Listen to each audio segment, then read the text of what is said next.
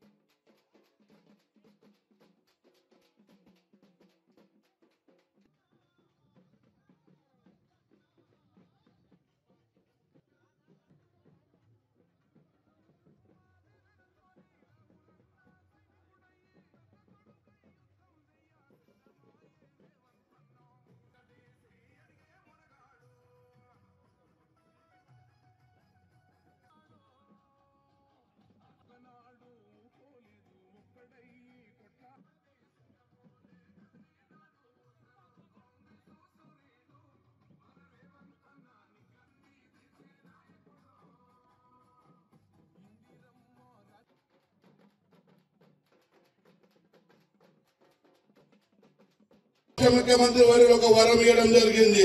అంతే పోతే ఆనాడు మన కాంగ్రెస్ ప్రభుత్వం 500కు ఉన్న గ్యాస్ ను 1200 రూపాయలకు భారతీయ జనతా పార్టీ గారు వచ్చిన తర్వాత మన అక్క చెల్లెళ్లకు ఇంట్లో కుటుంబం నడవాలంటే 500కే గ్యాస్ సిలిండర్ అని చెప్పి 500కే గ్యాస్ సిలిండర్ ఇవ్వడం జరిగింది। అంతే లైట్ ఏదైతే ఉందో ప్రభుత్వం వారు డబ్బులు లాగుతుంటే 200లకు కరెంట్ కూడా మన మంగళసూత్రాలు మన భూములు అమ్ముకొని మన పిల్లలను మన ఇంట్లో ఆరోగ్యంతో ఏమంటాడంటే రంజిత్ రెడ్డి నీకు నాకు ఛాలెంజ్, నేను మోడీ పేరు తీయా, నువ్వు రాహుల్ గాంధీ పేరు తీయకని చెప్పిండు।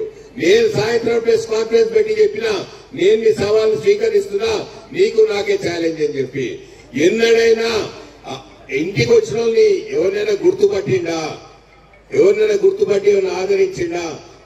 పెద్దలందరూ కాంగ్రెస్ పార్టీ కుటుంబ సభ్యులు పోయినసారి కాంగ్రెస్ పార్టీ అభ్యర్థిగా ఉన్న విశ్వేశ్వరుడికి సపోర్ట్ చేస్తే ఏ ఒక్కరిని గుర్తుపట్టాడు, ఫోన్ చేస్తే ఫోన్ ఎత్తాడు, కోవిడ్ లో ఇంట్లో పడుకుంటాడు। కోవిడ్ లో నేను ప్రతి గ్రామం తిరిగినా, ప్రతి గ్రామంలో టీవీ పెట్టినా, పిల్లల చదువు కోసం ప్రతి దగ్గరికి నిత్యావసర వస్తువులు ఇచ్చినా, వేరే వాళ్ళు ఎందుకు లేదని అడుగుతున్నా। ఇట్లా నేను చెప్పుకుంటూ పోతే చాలా చాలా ఉన్నాయి। కొండా విశ్వేశ్వరరెడ్డి నాకు ఛాలెంజ్ చేస్తున్నా, ఆయన ఒక్క పని చేయలే। 111 జీవో ఎత్తేస్తే శంషాబాద్ ఎంత అవసరం, రాజధాని అవసరం ఉండే, అది ఎత్తేస్తే 100 కొబ్బరికాయలు కొట్టిండు, అప్పుడే ఆయన ఓటమిని అంగీకరించిండు। ఇట్లా చాలా ఉన్నాయి। రాబోయే ఎలక్షన్ అత్యంత కీలకమైన క్లిష్టమైనవి, మీరందరూ పెద్ద ఎత్తున బయటికి రావాలి, ప్రతి ఒక్కరూ చెయ్యి గుర్తు కోటేయాలని కోరుకుంటూ